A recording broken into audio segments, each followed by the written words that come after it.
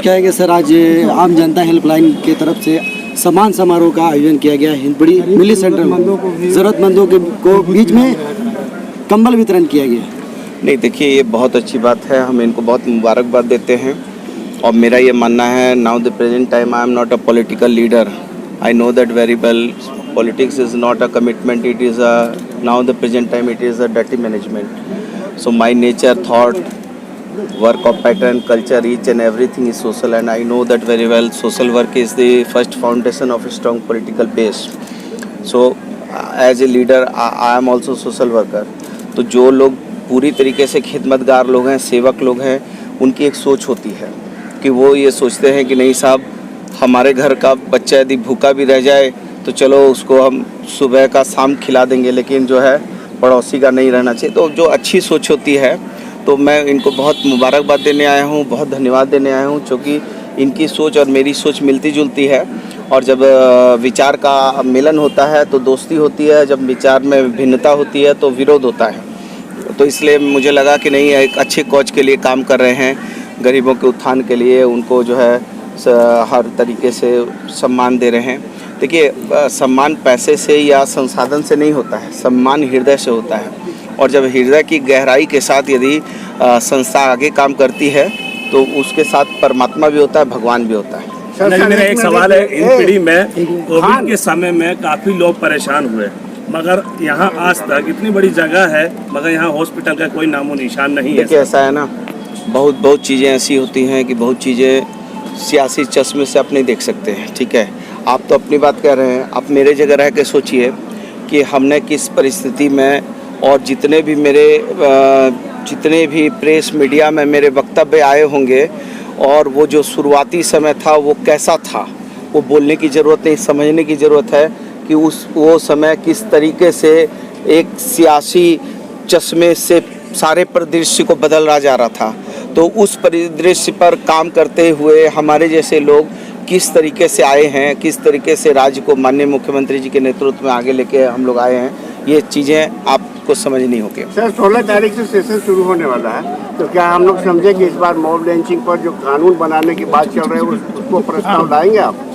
देखिए, अब ये हमारे संसदीय कार्य मंत्री हैं जनाब आलमगीर साहब, ये आप बेहतर होगा ये जवाब वो देंगे, लेकिन हम ये आपको ज़रूर जवाब देंगे एक सामाजिक कार्यकर्ता की तरह, एक चुने हुए प्रतिनिधि की तरह, कि जब तक हेमंत सोरेन जी की सरकार है और हम लोग जैसे लोग उसमें प्रतिनिधि हैं, तो हम लोग किसी कीमत में किसी को लॉ एंड ऑर्डर से खेलने नहीं देंगे, और किसी को ये अधिकार नहीं होगा। यह देश जो है राष्ट्रपिता महात्मा गांधी का देश है, यह देश जो है अशफाकुल्लाह का देश है, यह देश भगत सिंह का देश है।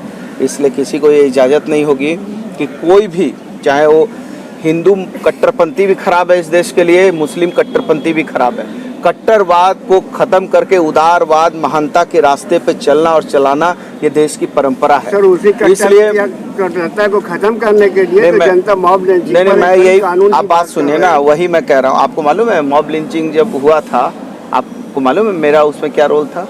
आपको मालूम है मैंने अपना व्यक्तिगत कितना उस परिवार को बताना नहीं चाहिए लोगों को, क्योंकि देने वाला ये हाथ से देता है, वो हाथ को पता नहीं चलना चाहिए।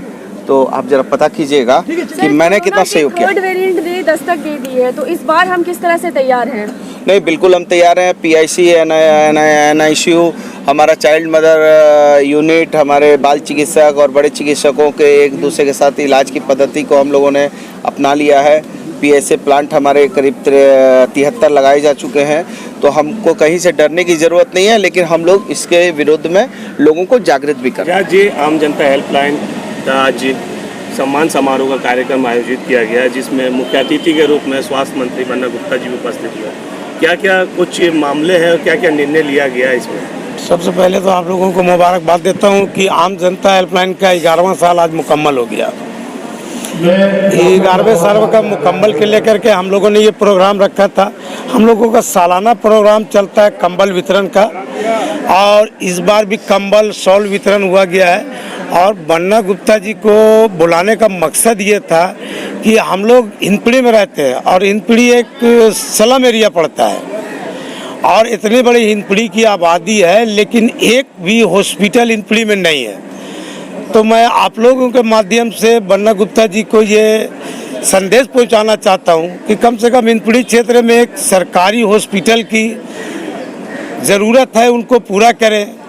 और दूसरी चीज़ है कि बहुत सी ज़रूरियात है हिंदपीढ़ी के लोगों की। अब एक आम जनता हेल्पलाइन है, हिंदपीढ़ी के लाख लोगों की समस्या को सोल्व नहीं कर सकती है। इसको थोड़ा सरकार को भी तवज्जो देना चाहिए। जो प्रेजेंट सरकार है उसको भी हिंदपीढ़ी के लोगों को ध्यान देना चाहिए कि क्या चाहती है पब्लिक। बहुत परेशानियां हैं, इन सब आप लोगों के माध्यम से चाहता हूं कि आप लोग सरकार तक पहुंचाएं और हिंदपीढ़ी के लोगों जो परेशान में है, स्लम एरिया में रहने वाले गरीब हैं, डेली कमाने खाने वाले हैं, उनकी सरकार कुछ सहायता करे और मदद करे।